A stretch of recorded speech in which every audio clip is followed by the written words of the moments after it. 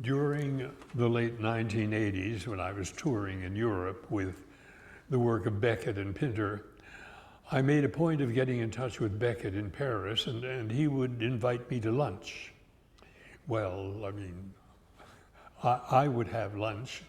He would have a coffee or maybe Bushmills. And on one of these visits, I asked him if he had written anything new, and he replied that he had just finished what he called some fragments.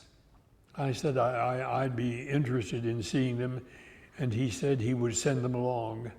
Or sometime later, I received one of these fragments. And at a later visit, I told him I enjoyed reading it, and he said, "Well, did you read all three?" And when I told him I'd only received one, he excused himself and went across the street to his apartment and came back with the other two fragments. He told me he would call them Stirrings Still. And I told him I thought that was a wonderful title because for me, still meant yet, that there would be more. Stirring still. And to which he replied with a booming voice, "Still, silence." That was our last visits before he died. Here then are the three fragments called Stirrings Still. Fragment 1. One night, as he sat at his table head on hands, he saw himself rise and go. One night or day, for when his own light went out, he was not left in the dark. No light of the kind came then from the one high window. Under it, still, the stool on which, till he could or would no more, he used to mount to see the sky. Why he did not crane out to see what lay beneath was perhaps because the window was not made to open, or because he could or would not open it. Perhaps he knew only too well what lay beneath and did not wish to see it again. So he would simply stand there, high above the earth, and see through the clouded pane, the cloudless sky, its faint, unchanging light, unlike any light he could remember from the days and nights when day followed hard on night and night on day. This outer light then, when his own went out, became his only light, till it in its turn went out and left him in the dark, till it in its turn went out. One night or day then, as he sat at his table, head on hands, he saw himself rise and go. First rise and stand clinging to the table, then sit again, then rise again and stand clinging to the table again, then go, start to go, on unseen feet start to go, so slow that only change of place to show he went. As when he disappeared, only to reappear later at another place. Then disappeared again, only to reappear again later at another place again. So again and again, disappeared again, only to reappear again later at another place again. Another place, in the place where he sat at his table, head on hands. The same place and table as when Darley, for example, died and left him. As when others too, in their turn, before and since.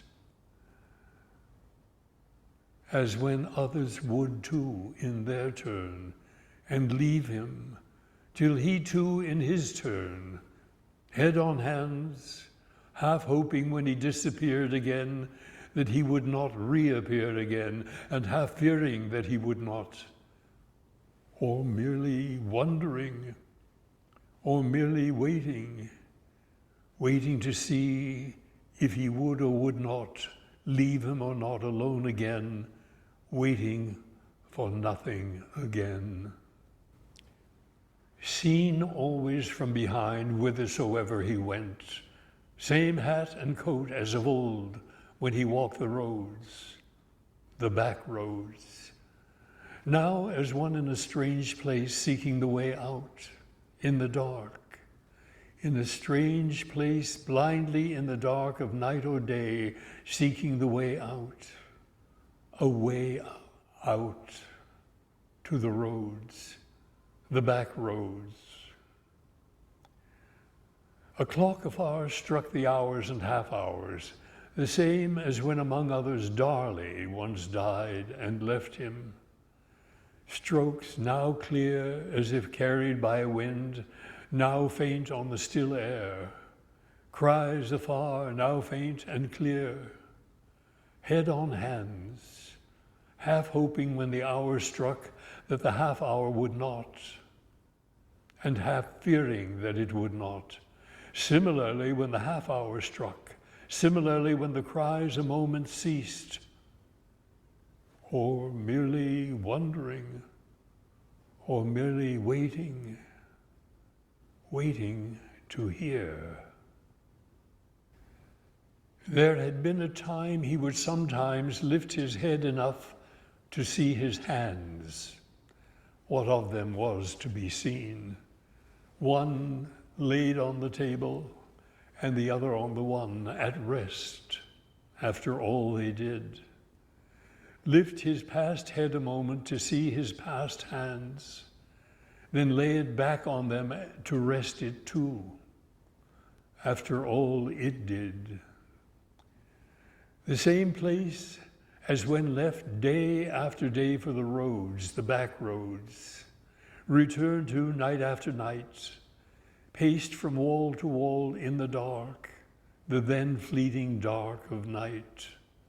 Now, as if strange to him, seen to rise and go, disappear and reappear at another place, disappear again and reappear again at another place again, or at the same. Nothing to show, not the same.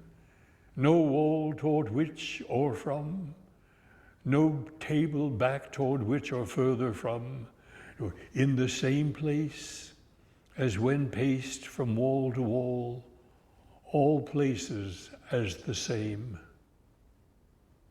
Or in another, nothing to show, not another, where never, rise and go in the same place as ever, disappear and reappear in another, where never, nothing to show, not another, where never, nothing but the strokes, the cries, the same as ever.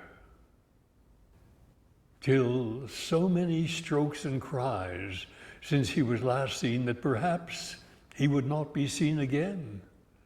Then so many cries since the strokes were last heard that perhaps they would not be heard again. Then such silence since the cries were last heard that perhaps even they would not be heard again. Perhaps thus the end, unless no more than a mere lull.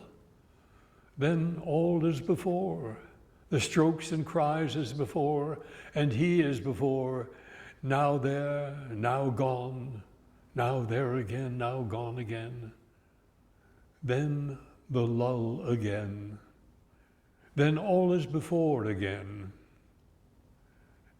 So again, and patience, till the one true end to time and grief and self and second self, his own. Fragment 2. As one in his right mind, when at last out again, he knew not how, he was not long out again when he began to wonder if he was in his right mind. For could one not in his right mind be reasonably said to wonder if he was in his right mind, and bring what is more his remains of reason to bear on this perplexity in the way he must be said to do if he is to be said at all? It was therefore in the guise of a more or less reasonable being that he emerged at last, he knew not how, into the outer world, and had not been there for more than 6 or 7 hours by the clock, when he could not but begin to wonder if he was in his right mind.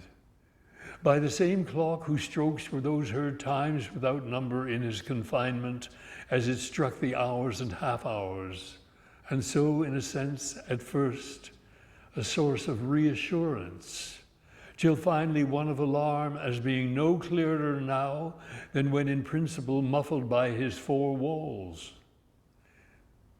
Then he sought help in the thought of one hastening westward at sundown to obtain a better view of Venus, and found it of none. Of the sole other sound, that of cries, enlivener of his solitude, as lost to suffering he sat at his table, head on hands, the same was true. Of their whenceabouts, that is, of clock and cries, the same was true, that is, no more to be determined now than as was only natural then. Bringing to bear on all this his remains of reason, he sought help in the thought that his memory of indoors was perhaps at fault, and found it of none. Further to his disarray, his soundless tread, as when barefoot he trod his floor. So all ears from bad to worse, till in the end he ceased, if not to hear, to listen, and set out to look about him. Result, finally, he was in a field of grass, which went some way, if nothing else, to explain his tread, and then a little later, as if to make up for this, some way to increase his trouble. For he could recall no field of grass from even the very heart of which no limit of any kind was to be discovered, but always in some quarter or another, some end in sight, such as a fence or other manner of bourne from which to return.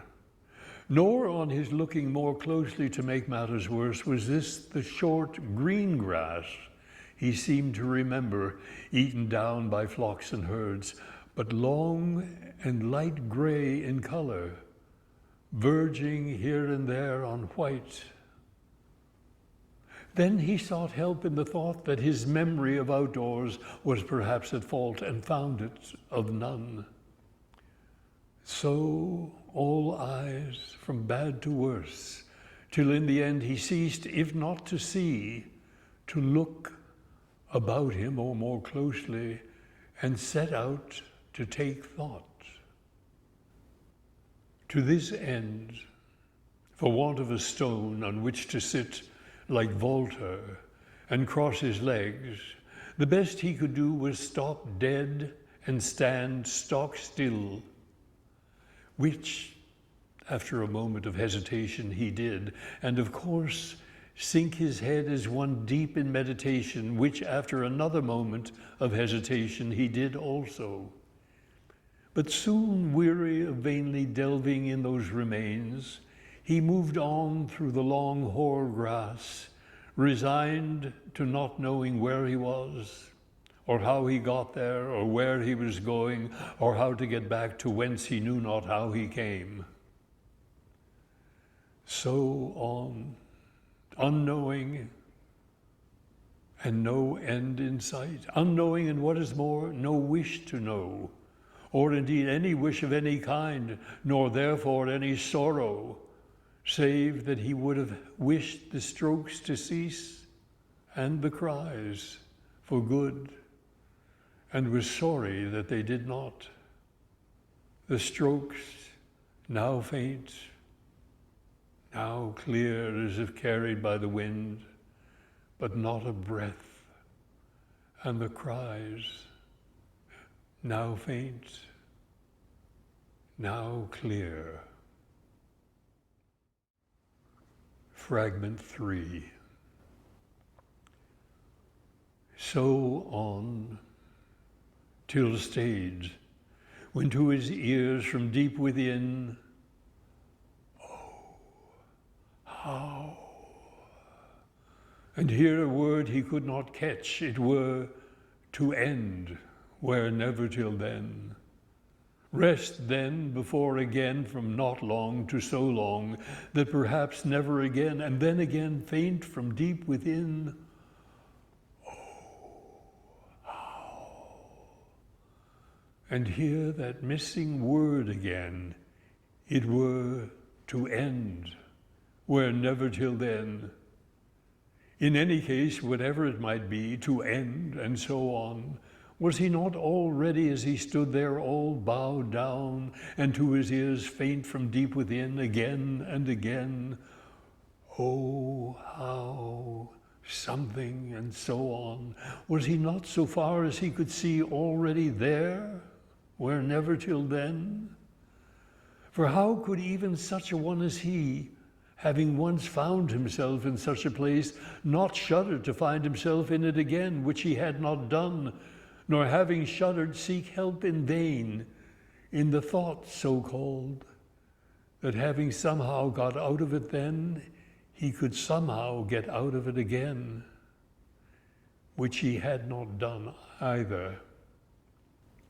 There then all this time, where never till then, and so far as he could see in every direction when he raised his head and opened his eyes, no danger or hope, as the case might be, of his ever getting out of it. Was he then now to press on regardless, now in one direction and now in another, or on the other hand, stir no more, as the case might be, that is, as that missing word might be, which, if to warn such as sad or bad, for example, then of course, in spite of all, the one, and if the reverse, then of course the other, that is, stir no more. Such and much more the hubbub in his mind, so called, till nothing left from deep within, but only ever fainter. Oh, to end, no matter how, no matter where, time and grief and self so called. Oh, all to end.